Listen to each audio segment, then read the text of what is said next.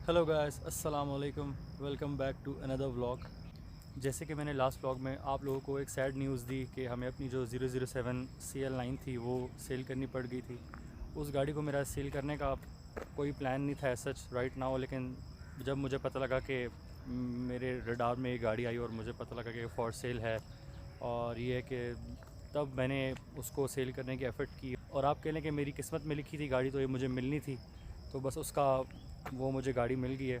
और उसको मैं CL9 को मैं बहुत मिस कर रहा हूँ, लेकिन ट्रस्ट में इसको ख़रीदने के बाद ना मुझे रिग्रेट नहीं है। Euro RS completely a different league. मैं आप लोगों को ज़्यादा वेट नहीं कराता, पहले आप लोग गाड़ी के सिनेमैटिक्स एंजॉय करें, उसके बाद हम गाड़ी के बारे में डिटेल से बात करेंगे।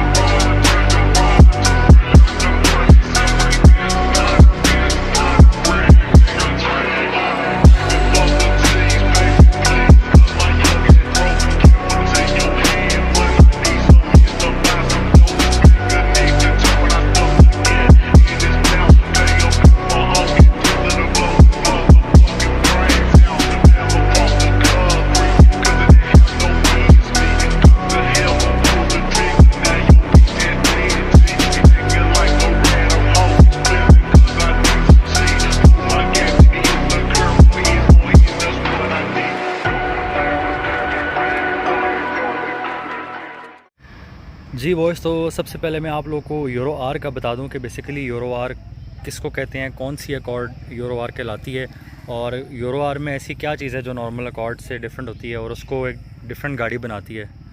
सो बेसिकली यूरो आर जो है वो सिर्फ CL7 में आई है। फ़र्स्ट ऑफ़ ऑल CL9 में या CL8 में यूरो आर नहीं आई। ओरिजिनल यूरो आर सिर्फ CL7 वाली ही फॉर्मेशन में आई है। यूरो आर जो है वो अकॉर्ड की CL सीरीज़ में जो स्पोर्ट्स वर्जन आया था ना, उसका नाम है। ये मैंने आपको बहुत इजी वर्ड्स में बताया है। CL अकॉर्ड जो है वो बेसिकली आप कह लें कि तकरीबन पूरी दुनिया में ये गाड़ी गई थी और ये डिफरेंट नामों से ये गाड़ी आई है। जिस तरह अमेरिका में इसको एक्यूरा TSX कहते थे और ये UK में इसको अकॉर्ड यूरो के नाम से, जितने भी यूरोपियन जो साइट थी उन उधर अकॉर्ड यूरो के नाम से आई थी। और हर रीजन में डिफरेंट वेरिएंट्स लॉन्च हुए थे और इसमें काफ़ी वेरिएशंस मिलेंगी आपको। मतलब इसमें अगर आप इसके वेरिएंट्स पे आप जाएंगे ना, तो उसमें एक एंडलेस वेरिएंट्स हैं इसके, और हर वेरिएंट में भी ना आपको डिफरेंट ऑप्शंस नज़र आएंगी। यूरो आर जो है ये एक प्योर JDM गाड़ी है, मतलब ये जापान से बाहर कहीं भी और लॉन्च नहीं हुई। अच्छा, अब हम बात करते हैं कि जो यूरो आर है बेसिकली इसमें ऐसी क्या ख़ास बात है या ऐसी क्या डिफरेंट चीज़ है कि इसको जो नॉर्मल अकॉर्ड से डिफरेंट बनाती है। सो सबसे पहले अगर हम इसके इंजन की बात करें तो इसमें जो इंजन आता है ओरिजिनल वो कहलाता है K20 type are. Stock engine जो है वो 220 ब्रेक हॉर्स पावर के साथ आता है और इसमें जो गियर्स होते हैं वो शॉर्ट रेशो होते हैं। 6 स्पीड ASP3 गियर इसके साथ आता है। अब इस इंजन की खासियत सबसे ज़्यादा ये है कि हाई रेविंग इंजन है, मतलब इसको आप इजीली 9000 तक रेव कर सकते हैं। और ये इसकी जो सबसे मेन सेलिंग पॉइंट था या यूरो आर का जो बेसिकली चार्म था, वो आपको उसका चार्म ही तब था कि आप जब इसका 6000 RPM जब ये गाड़ी क्रॉस करती है, जब इसका VTEC इंगेज होता है तो 6000 से ऑनवर्ड्स 9000 तक इसका जो पावर बैंड है वो बहुत ही मज़े का है, बहुत ही मज़े का थ्रिल आता है उसमें आपको।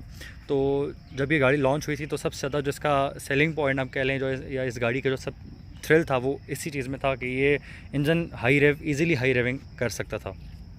अच्छा, मैं भी आपको जनरल यूरो आर के बारे में इन्फॉर्मेशन दे रहा हूँ, मैं आपको अपनी गाड़ी के हवाले से नहीं बता रहा। मेरी गाड़ी में थोड़ा सा डिफरेंट सेटअप है, उस पर हम बाद में आते हैं।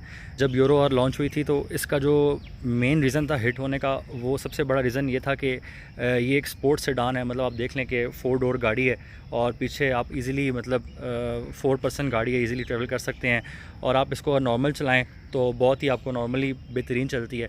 और आपने जब इसको अगर आपने गाड़ी को एंजॉय करना है तो आप इसको रेव करें 6000 RPM के बाद। इसका जो स्टॉक में जो VTEC इंगेज होता है वो 6000 RPM के बाद होता है इसका, और 6000 ऑनवर्ड्स 9000 तक ये गाड़ी रेव करती है। तो उसमें इसका जो थ्रिल है वो बहुत ही मज़े का होता है। तो ये यूरो आर के हिट होने का और इस इंजन के हिट होने का सबसे मेन रीज़न था कि ये हाई रेविंग इंजन है। आपको ये हाई एंड पे बहुत मज़े की परफॉर्मेंस देता है। अच्छा, अब हमने बात तो कर ली है इसके इंजन और ट्रांसमिशन की। अब अगर हम इसकी सस्पेंशन के तरफ आएँ तो सस्पेंशन में इसका ज़्यादा फ़र्क नहीं है नॉर्मल सीएल की और इसकी सस्पेंशन में। जस्ट जो यूरो आर के शॉक्स हैं वो स्लाइटली डिफरेंट हैं। इसकी वजह से इसकी जो राइड है वो हल्की सी आपको as compare to normal CL stiff feel होती है। वो उसका रीज़न ये है कि इसकी गाड़ी की हैंडलिंग को उन्होंने बेहतर बनाने के लिए कर्व्स पे और डिफरेंट जगह पे तो इसकी शॉक्स को, इसकी सस्पेंशन ज्योमेट्री थोड़ी सी चेंज की थी। अच्छा, अब मैं आप लोगों को दिखाता हूँ कि एक नॉर्मल सीएल और यूरो आर के इंटीरियर में क्या फ़र्क है। तो फ़र्स्ट ऑफ़ ऑल आप देखें कि इसमें ओरिजिनल रिकारो की बकेट सीट्स आई हैं। ये इसका ओरिजिनल सीट्स हैं, इस पर कोई आफ्टर मार्केट फैब्रिक या कुछ भी नहीं चढ़ा हुआ। तो ये बकेट सीट्स हैं और ये इसके अंदर होंडा ने ओरिजिनल ये चीज़ दी थी। और इसमें ये मोमो का ओरिजिनल स्टीयरिंग व्हील है, मतलब मोमो की कोलैबोरेशन के साथ होंडा ने बनाया था। यहाँ पे इस पर आफ्टर मार्केट ये लगा हुआ है, ये मैं उतार लूँगा। और इसके यहाँ पे ना मोमो की ब्रांडिंग होती है इस जगह पे। तो ये मोमो का स्टीयरिंग व्हील होता है। और अगर मैं आपको बैठ कर दिखाऊं तो इसमें एंड्रॉयड पैनल लगा हुआ है, लेकिन यहाँ पे इसमें फ़र्क होता है। इसका ये टेक्सचर में इसके जो पैनल्स हैं, ये इस पर म्यूगन की गियर नॉब इसकी ओरिजिनल आती है इसके अंदर। अच्छा, आपने अभी इंटीरियर की हालत पर नहीं जाना। यहाँ पे असल में इस्लामाबाद में काफ़ी ज़्यादा बारिशें हो रही हैं, तो दैट्स वाई मैंने इसको ख़ुद अभी ना डिटेल नहीं कराया इंटीरियर को। बाकी मैं आप लोगों को इसका मीटर दिखाता हूँ कि उसमें क्या फ़र्क है। ये आप जैसे देख सकते हैं कि एक तो इसमें यूरो आर की जो है वो ब्रांडिंग हुई हुई है और ये 9000 तक इसका रेव लिमिटर है।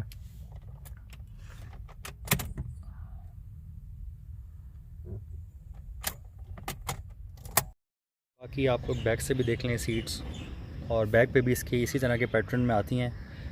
बैक वाली बकेट नहीं है, सिर्फ फ्रंट वाली बकेट है रिकारोस, लेकिन डिज़ाइन ओवरऑल एक ही फॉलो कर रहे हैं।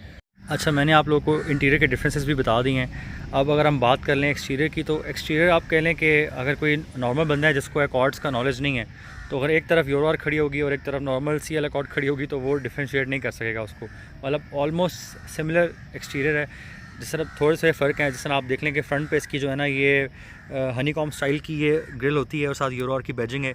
ये इसकी ओरिजिनल ग्रिल है यूरो आर की।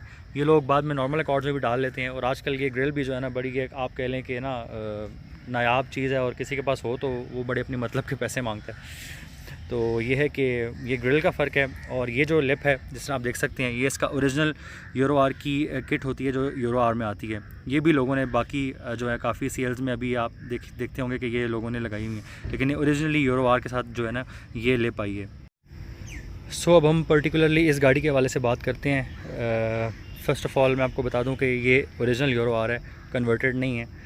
आजकल ट्रेंड चला हुआ है कन्वर्जन्स का भी, जिस तरह लोगों ने लेंसर्स को ईवोज़ में कन्वर्ट किया, इस तरह एकॉर्ड्स भी यूरोज़ में काफ़ी कन्वर्ट हुई हैं। तो इसमें ये है कि ये it's an original Euro R, मतलब इसके चेसिस पर टाइप यूरो आर मेंशन्ड है। सो ये ओरिजिनल चेसिस है यूरो आर का। अच्छा, इस गाड़ी में जो सेटअप है, बेसिकली जो इंजन सेटअप है, मैं आपको उसके हवाले से बताता हूँ। सो अब थोड़ी सी जो है ना चीज़ें कॉम्प्लिकेटेड आपके लिए होंगी, यार जिन लोगों को आइडिया नहीं है उनकी कुछ बातें उनके सर के ऊपर से भी जाएंगी, लेकिन ये है कि आप लोग को इसी तरह ही ना आप लोगों की नॉलेज में इजाफा होगा और आप लोगों को चीज़ों का आइडिया होगा। तो मैं आप लोगों को थोड़ा सा इजी वर्ड्स में एक्सप्लेन करने की कोशिश तो करूँगा, लेकिन अगर कुछ आपको कोई चीज़ बात मेरी समझ नहीं आती तो उसके लिए मैं पहले आपसे माज़रत करता हूँ। सो जो मेरी गाड़ी का सेटअप है उसमें अब सीन ये है कि जो इसका जो हेड होता है इंजन का हेड, वो टाइप आर का ही है। टाइप आर का ओरिजिनल हेड है, और जो ब्लॉक है ना नीचे, वो K24 का ब्लॉक है। K24 इंजन का ब्लॉक है और K20 टाइप आर का इस पर हेड लगा हुआ है। सो बेसिकली जो ये सेटअप है इसको फ्रैंकेनस्टाइन सेटअप कहते हैं। ये बड़ा आप कह लें कि कामयाब मॉड है। ये बाहर भी की कंट्रीज़ में भी लोगों ने काफ़ी किया हुआ है, और यहाँ पर भी लोग अब ये मॉड कर रहे हैं। इसका फ़ायदा ये है कि जो ब्लॉक का K24 जब आप लगाते हैं ना, तो आपको जो लोअर एंड पे जो गाड़ी की जो मतलब लोअर आरपीएम्स है ना, उस पर आपको टॉर्क बहुत अच्छा मिलता है, बिकॉज K24 का जो लोअर आरपीएम्स पे टॉर्क बहुत अच्छा है। जो K20 टाइप आर का जो थ्रिल है ना, वो सारे हाई रेव्स पे है। तो मतलब अगर आप K20 को स्टॉक K20 टाइप आर को आप उठाते हैं ना, तो वो स्टार्टिंग में इतने मज़े की उसकी पावर नहीं है। तो उसके जो पावर बैंड है ना, वो हाई रेव्स पे, जिस तरह का मैंने आपको पहले भी बताया था कि उसका जो वीटेक है, स्टॉक वीटेक, वो 6000 पे एंगेज होता है। तो K24 का ब्लॉक लगाने से फ़ायदा ये होता है कि आपकी गाड़ी का ना इनिशियल भी बहुत अच्छी उठती है। तो ये बड़ा कामयाब मॉड है और इसमें कोई इस तरह की कोई अल्ट्रेशन नहीं करनी पड़ती, ये अपनी जेन्युइन फिटिंग के साथ आता है। अब अगर आप लोग इस चीज़ से कंफ्यूज हो रहे हैं कि हेड क्या होता है या ब्लॉक क्या होता है, तो उसके लिए मैं आप लोगों को कहूँगा कि थोड़ी सी आप जो है ना आप इंटरनेट पर जाएं, आप लोगों को आप इंजन को रीड करें, इंजन्स को, उसमें आपको पता लगेगा कि इसमें डिफरेंट कंपोनेंट्स होते हैं। हेड का क्या रोल होता है, ब्लॉक का क्या रोल होता है, इनटेक मैनीफोल्ड क्या होते हैं, हेडर्स क्या होते हैं, इनटेक सिस्टम क्या होता है। तो आप लोगों को इसकी इन्फॉर्मेशन सारी मिल जाएगी। ये बात वो है कि जिसको इंटरेस्ट होता है ना, तो वो ऑटोमेटिकली उसको इन चीज़ों का पता होता है, लेकिन जो नॉर्मल पर्सन है, एक नॉर्मल यूज़र गाड़ियों का, उसको इन चीज़ों का इतना आइडिया नहीं होता। सो ये है कि तो अपने शौक़ की बात है और पैशन की बात है। बाकी ये है कि मैंने आपको इसका सेटअप एक्सप्लेन किया है। बाकी इसमें भी 6 स्पीड फॉरवर्ड मैनुअल गियर है, लेकिन इसमें जो गियर इंस्टॉल्ड है वो ओरिजिनल यूरो आर वाले गियर से डिफरेंट है। जो ओरिजिनल यूरो आर के अंदर गियर आता है उसको ASP3 कहते हैं, जो कि शॉर्ट रेशो होता है। इसके अंदर जो गियर इंस्टॉल्ड है वो AST5 कहलाता है, जो कि लॉन्ग रेशो गियर है। मैंने गाड़ी का हुड ओपन किया है ताकि आप लोगों को चीज़ें बेहतर तरह से एक्सप्लेन कर सकूं। बाकी जिस तरह मैंने आपको बताया कि इसका जो हेड है वो टाइप आर का है और ब्लॉक के 24 का है। आप ये देख रहे होंगे, इसको कहते हैं इनटेक मैनीफोल्ड। ये भी इसमें जो K20 टाइप आर का आता है RBC, इसमें वही इंस्टॉल्ड है। इनटेक मैनीफोल्ड भी इसका अपना है, K24 का मैनीफोल्ड नहीं लगा हुआ इसमें। और जो एयर इनटेक है ये इसमें कस्टम जो है ये लगी हुई है, लेकिन इसको मैं चेंज कराऊँगा। इनटेक हम चेंज करेंगे और इसमें हम custom code air intake install करेंगे। बाकी इंजन बे की भी जो हालत है ना, वो काफ़ी ज़्यादा आप कह लें कि रफ़ हुई हुई है। कुछ वायरिंग्स एक्स्ट्रा जो है ना मुझे नज़र आ रही हैं सामने, और नीट नहीं है, टक्ड इन नहीं है।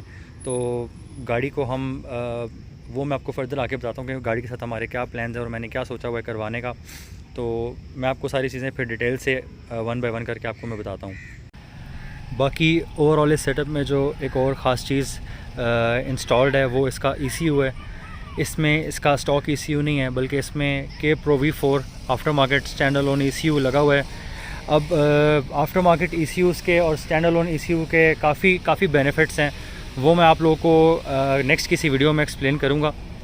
अभी हम लोग जो है यहाँ से निकलते हैं और मैं आप लोगों को एक गाड़ी का ओवरऑल एक साउंड सुनाता हूँ और गाड़ी की थोड़ी सी ड्राइव दिखाता हूँ।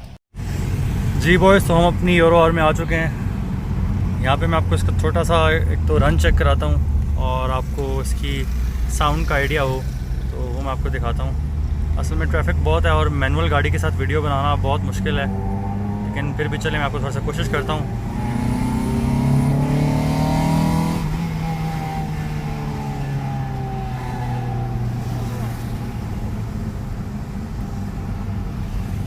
अच्छा, आपने एक चीज़ नोट करनी है, अभी जो इसके मीटर की रीडिंग है ना, वो आप कह लें कि 15 से 20 किलोमीटर ये कम शो कर रही है।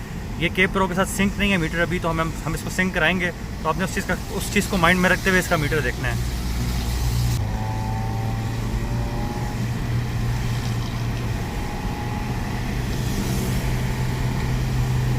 यहाँ से मैं यूटर्न लेता हूँ, फिर आपको मैं इसका रन दिखाता हूँ।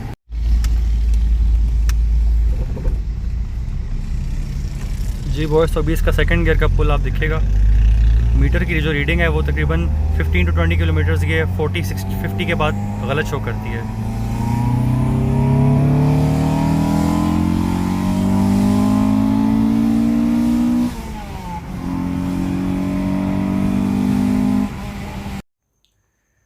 जी बॉयज़, तो आप लोगों ने अभी गाड़ी का रन देखा होगा। वीडियो बहुत लंबी हो रही थी, तो मैं बाकी जो डिटेल्स हैं गाड़ी के हवाले से वो अक्सर नेक्स्ट वीडियो में शेयर करूँगा। और जितने भी गाड़ी के हवाले से जो काम है और गाड़ी के साथ हमने जो भी करना है वो मैं आपको नेक्स्ट वीडियो में बताऊंगा। आपने यूरो आर की जो सीरीज़ हैं उसको आपने लाजमी देखना है और चैनल को फॉलो रखना है। और बड़े मज़े के काम है, इसके काम गाड़ी में डेफिनेटली हैं। और ये है कि बहुत ज़्यादा इंशाल्लाह एट द एंड ये खूबसूरत निकल कर आएगी, लुक्स पर भी और परफॉर्मेंस में भी ये बहुत मज़े की चीज़ बनेगी। आप लोगों ने बस चैनल को लाजमी फॉलो रखना है। अगर अभी तक आपने चैनल को सब्सक्राइब नहीं किया हुआ तो मेरे चैनल को सब्सक्राइब करें। इस वीडियो को लाजमी लाइक कीजिएगा। आप कमेंट करके बताइएगा गाड़ी आपको कैसी लगी है, और मेरा जो डिसीजन था CL9 को सेल करके यूरो आर को लेने का, वो आप लोगों को पसंद आया या नहीं। तो इंशाल्लाह मिलते हैं आपसे नेक्स्ट वीडियो में। तब तक के लिए अपना ख्याल रखिएगा। अल्लाह हाफिज़।